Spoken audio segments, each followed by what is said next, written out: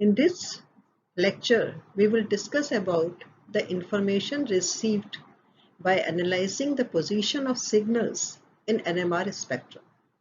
The position of signals tells us what kind of protons are present in the molecule, whether they are aliphatic proton, or primary, secondary, or tertiary protons, benzylic protons, vinylic protons, or acetylenic proton, or the protons are adjacent to some halogen or other atoms or a group of atoms in the molecule.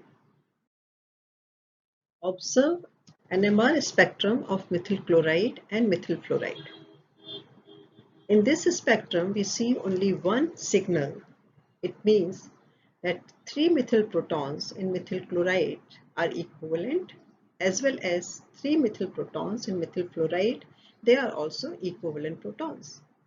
But the position of signal in two cases are different. In case of methyl chloride, the signal is seen at 3 delta value, and in case of methyl fluoride, the value is delta 4.5. So the question is why there is a difference in position of delta value in methyl chloride and methyl fluoride. We know that at a field strength of 1.4 Tesla, naked proton shows the precessional frequency of 60 megahertz. But when the protons are part of molecule, then the precessional frequency at the field strength 1.4 Tesla, it is not 60 megahertz. For different type of protons, the precessional frequency is different, and it is because of the different electronic environment. The electronic environment determines where in the spectrum a proton shows the absorption. In 1951, Packard recorded the NMR spectrum of ethyl alcohol, and he saw 3 signals. It means that the precessional frequency of methyl proton is different from methylene protons, and methylene protons precessional frequency is different from hydroxyl proton. That is to say, all the 3 type of non-equivalent proton, they have different precessional frequency. So the question is why these 3 type of non-equivalent protons have different precessional frequency? Because the chemical environment around these 3 type of protons is different. So there is a shift in the precessional frequency because of the chemical environment. That is why the term is given chemical shift. It is very difficult to measure the precessional frequency in absolute frequency units. Therefore, the precessional frequency is measured with respect to internal standard. And the standard internal taken is tetramethylsilane. There are 4 methyl groups, that is 12 equivalent protons, and these 12 equivalent protons are highly shielded, and there is a sharp signal is seen because of tetramethylsilane. Tetramethylsilane is chemically inert, and it has very low boiling point. Very easily it can be recovered, and it is insoluble in water and deuterium oxide. When it is necessary to prepare aqueous solution, or it is important to prepare solution in deuterium oxide, then sodium salt of 3-trimethylsilyl propane sulfonic acid is used as an internal standard. The chemical shift position is expressed in terms of delta. Delta unit is the proportional difference in ppm from TMS, and delta is equal to nu x minus nu TMS upon nu 0. Nu x is the chemical shift in ppm, nu x is the frequency of signal of proton x, and it is expressed in hertz. Nu TMS is the frequency of signal for TMS, and nu 0 is the operational frequency of a spectrometer, and it is expressed in megahertz.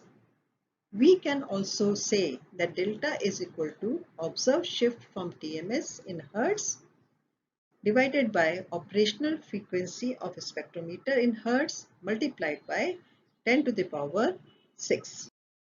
Observe the NMR spectrum of benzyl alcohol, which is recorded at 60 MHz in carbon tetrachloride.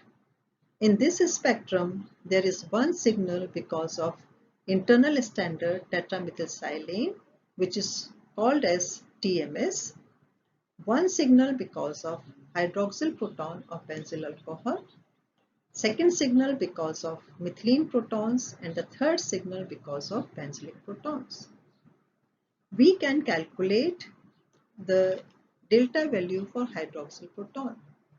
From the spectrum, it is very clear that the frequency shift for hydroxyl proton is 144 Hz above TMS. For methylene protons, the observed shift in frequency is 276 Hz from TMS. So we can put the values in the formula, that is shift in frequency from TMS is 144 Hz for hydroxyl proton divided by the operational frequency, that is a 60 MHz. It is converted into Hertz. It is 60 into 10 to the power 6, and since the delta is the ppm value, then it is multiplied by 10 to the power 6. So the delta for hydroxyl proton is 2.4. For methylene protons, similarly we can do the calculation, that is the observed shift from TMS is 276 and it is divided by the operational frequency, which is also expressed in Hertz, and multiplied by 10 to the power 6. So the delta value for methylene proton is 4.6. Now we will discuss about shielded and deshielded protons. We know that when we apply 1.4 Tesla of external magnetic field, then the precessional frequency of naked proton is 60 MHz. To be precise, here we are applying 1.40920 Tesla, and the effective magnetic field, that is the magnetic field felt by the proton, is less than the applied magnetic field. The magnetic field felt by the proton, that is the effective magnetic field, is 1.40916 Tesla. The precessional frequency of nucleus depends upon the effective magnetic field, not on the applied magnetic field.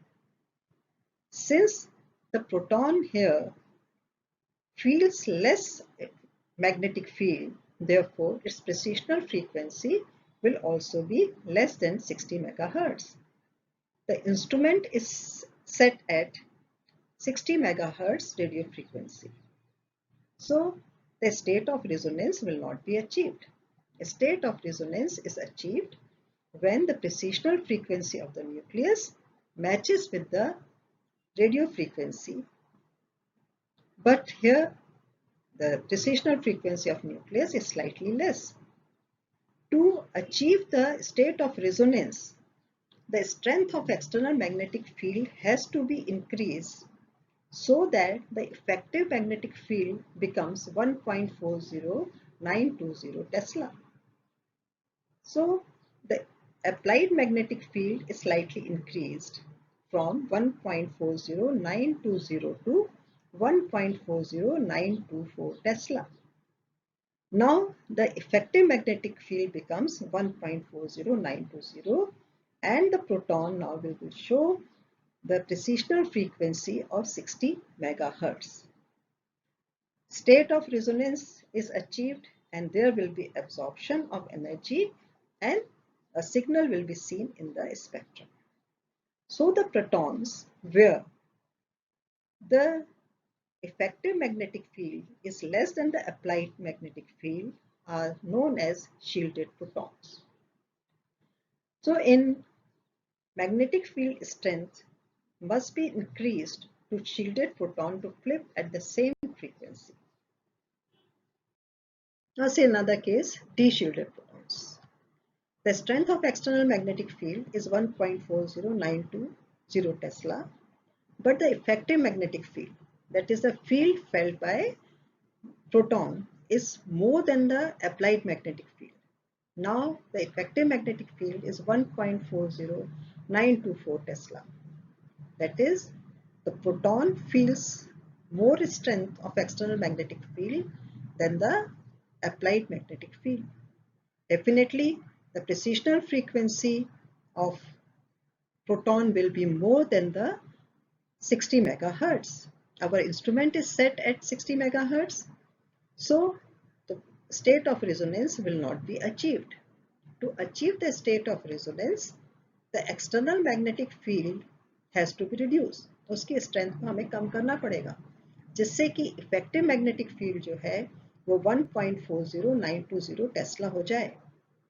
So protons जहां पर कि effective magnetic field is greater than the applied one. That is, the magnetic field felt by the nucleus is greater than the strength of the magnetic field applied. Those protons are known as the deshielded protons. So in case of deshielded proton, the external magnetic field has to be decreased to achieve the state of resonance, so that nucleus or the proton will show the absorption and a signal will be seen. NMR spectrometer. NMR spectrometer consists of several parts. One part is sample tube, जिसका कि diameter होता है 5 millimetre. दो magnets पोल होते हैं. इस यहाँ पे एग्जाम्पल हमने लिया है 1.4 टेस्ला उसकी स्ट्रेंथ है. एक रेडियो फ्रीक्वेंसी का सोर्स होता है जिसको हमने 60 मेगाहर्ट्ज पर फिक्स किया हुआ है. रेडियो फ्रीक्वेंसी का रिसीवर है, एम्पलीफायर है, रिकॉर्डर है एंड डिस्प्ले है. Energy from the radio frequency is transmitted to sample through a coil which is twisted around the sample tube. Now we have two variables here.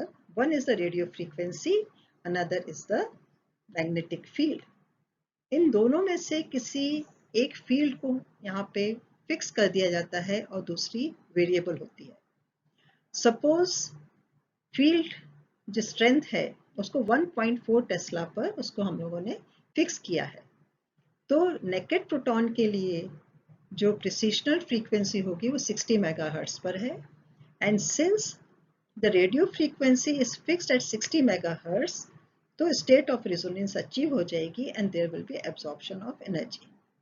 पर अगर proton is a part of molecule, उस case में अगर proton shielded है, उस case में the effective magnetic field will be less than the applied magnetic field.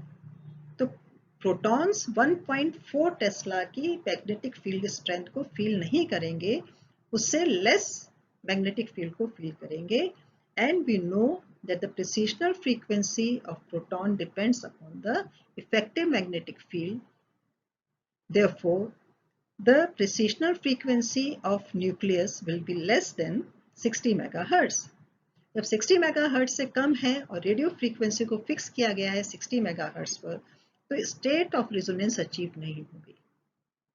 उस case में 1.4 टेस्ला से स्ट्रेंथ को बढ़ाकर इतना किया जाएगा जिससे कि प्रोटॉन की प्रिसिशनल फ्रीक्वेंसी 60 मेगाहर्ट्ज हो जाए और स्टेट ऑफ रेजोनेंस अचीव हो जाए और एब्जॉर्प्शन ऑफ एनर्जी होगा and signal will be scene. इस तरह के इंस्ट्रूमेंट्स को जहां पर कि एक्सटर्नल मैग्नेटिक फील्ड की स्ट्रेंथ को हम चेंज कर सकते हैं, उसको हम कहते हैं field sweep type of instrument.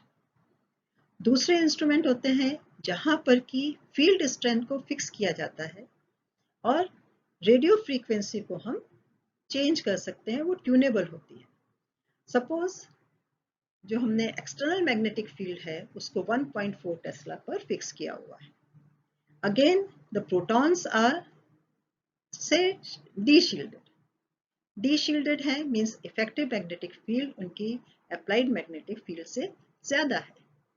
इस केस में जो प्रिसिशनल फ्रीक्वेंसी न्यूक्लियस की होगी, प्रोटॉन की होगी, वो 60 मेगाहर्ट्ज से ज्यादा होगी. Now we can change the frequency.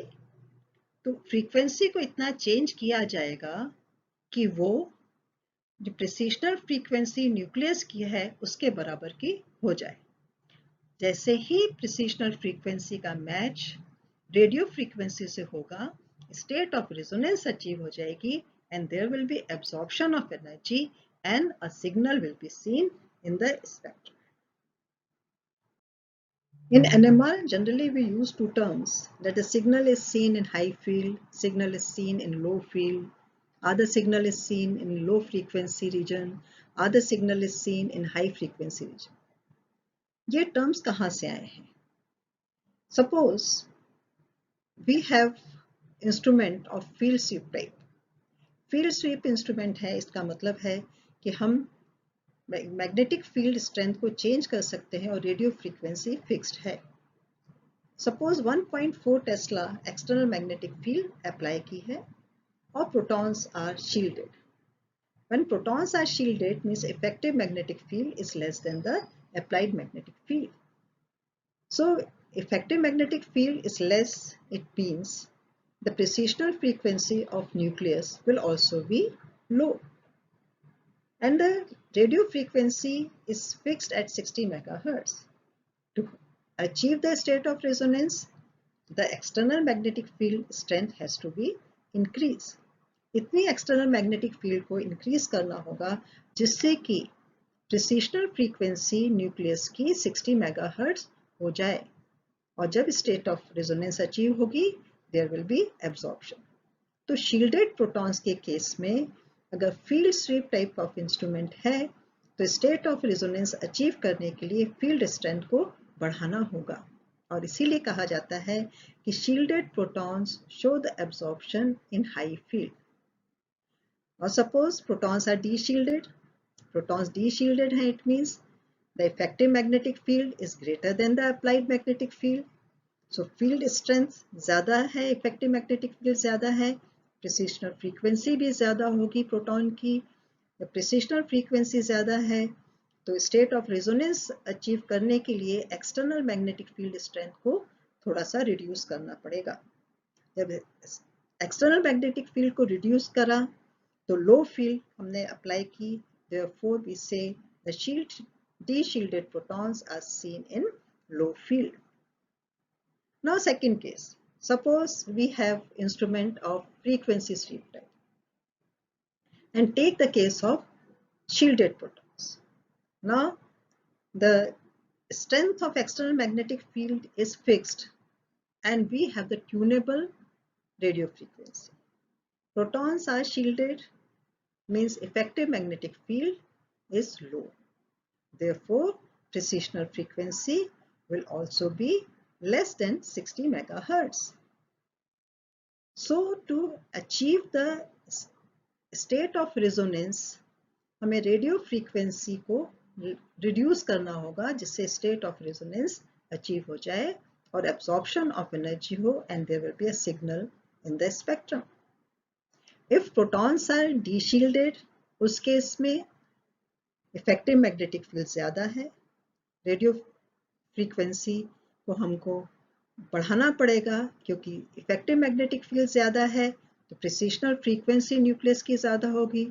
तो achieve the state of resonance, जो रेडियो फ्रीक्वेंसी है उसको इंक्रीज करना होगा जिससे कि स्टेट ऑफ रेजोनेंस अचीव हो जाए और there will be absorption of energy and a signal will be seen in the spectrum.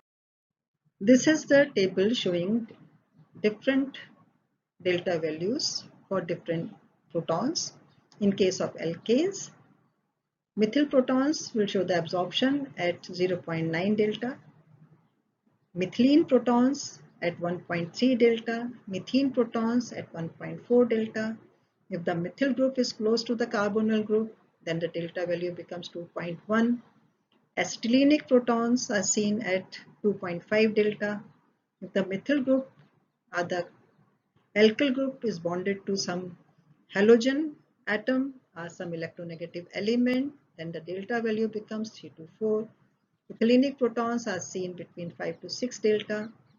Benzoylic protons are seen at 7.2 delta. Aldehydic protons are seen between 9 to 10 delta. Acidic protons are highly deshielded. It is said that the acidic proton Now compare the delta value of methyl proton, methylene proton and methene proton. Methyl proton shows the absorption at 0.9 delta. Methylene proton shows the absorption at 1.3 delta and methene proton shows the absorption at 1.4 delta. It means to say that methyl protons are more shielded as compared to methylene proton. Methylene protons are more shielded as compared to methene protons. It is because greater the number of hydrogens present on carbon, they will be more shielded. We have seen that methyl proton shows the absorption at 0.9 delta. In case of methyl iodide, the signal is seen at 2.16 delta. In methyl bromide, the signal for methyl proton is seen at 2.65 delta. In case of methyl chloride, the signal is more deshielded, it is seen at 3.10 delta. And in case of methyl fluoride, the signal is seen at 4.26 delta. It means to say, as the electronegativity of halogen atom increases, the deshielding of methyl proton also increases. We know that halogen atom shows minus I effect. They withdraw the electron density from neighboring carbon atom, so the electron density on proton is decreased and therefore the protons are deshielded. In the table, the electronegativity is given. Say iodine has got the electronegativity of 2.5 and in case of bromine it is 2.8, chlorine 3.1, fluorine 4.0. So greater the electronegativity, greater will be the minus I effect and the electron density on the methyl protons will be decreased. So greater the electronegativity, greater the minus I effect and lesser will be the electron density on methyl protons and methyl protons will be deshielded. See the two spectrum. One is of methyl bromide and another is of tertiary butyl bromide. In methyl bromide, there is only one signal because 3 methyl protons are equivalent. In tertiary butyl bromide also, there is only one signal because 9 protons are equivalent protons. But there is a difference in the position of signal. In case of methyl bromide, the signal is seen at 2.6 delta, whereas in case of tertiary butyl bromide, the signal is seen at delta 1.8 value. Why there is a difference in the position of signal? Because in case of tertiary butyl bromide, the halogen atom is away from the methyl groups. Therefore, minus I effect will be less on the methyl protons. Therefore, the deshielding is less as compared to the methyl protons of methyl bromide. And therefore, we say the methyl protons in case of methyl bromide are more deshielded as compared to methyl protons of tertiary butyl bromide. Compare the delta value of signal in 3 compounds. One is methyl chloride, second is 1,1-dichloromethane, and third is chloroform. In case of methyl chloride, the signal is seen at 3.1 delta. In case of 1,1-dichloromethane, the signal is seen at delta 5.3, and in case of chloroform, the signal is seen at delta 7.2. The difference in position of signal is because of the presence of different number of halogen atoms on the carbon atom. In case of methyl chloride, there is only one chlorine. In case of 1,1-dichloromethane, there are 2 halogen atoms, and in case of chloroform, there are 3 chlorine atoms. And we know greater the number of halogen atom, greater will be the minus I effect. So in case of methyl chloride, there is only one fold minus I effect. In case of 1,1-dichloromethane, the minus I effect is twofold. In case of chloroform, minus I effect is threefold. Greater the minus I effect, greater will be deshielding. So in case of chloroform, methane protons are highly deshielded as compared to methyl protons, where only one chlorine atom is present. So it is seen that the presence of electronegative elements decrease the electron density on protons, and therefore protons are deshielded. So from this data it is also very clear that if protons are close to nitrogen, then delta value becomes 2.2 delta. If methyl protons are close to oxygen, then the delta value becomes 3.3 delta. Now we will see the effect of resonance on delta values. There we have taken one example of alpha beta unsaturated ketone. The two protons alpha and beta, they are non-equivalent protons, and alpha protons show the absorption at 6.2 delta and the beta proton shows the absorption at 6.8 delta. So the question here is why beta protons are more deshielded as compared to alpha protons. We can write two resonating structures for this alpha beta unsaturated ketone. So in the second resonating structure, you can see that the beta carbon atom develops positive charge due to resonance and carbonyl oxygen becomes negatively charged. And therefore, the beta proton becomes deshielded as the electron density decreases on beta carbon atom, and therefore the beta proton, the signal is seen at 6.8 delta value, whereas alpha proton shows the absorption at 6.2 delta value. See another example of resonance effect. This is alpha beta unsaturated ether. We can write two different resonating structures for this compound, and here alpha proton and the beta protons are non-equivalent proton. Alpha proton shows the absorption at 6.2 delta and beta proton shows the absorption at 4.6 delta. It means that alpha protons are deshielded as compared to beta proton.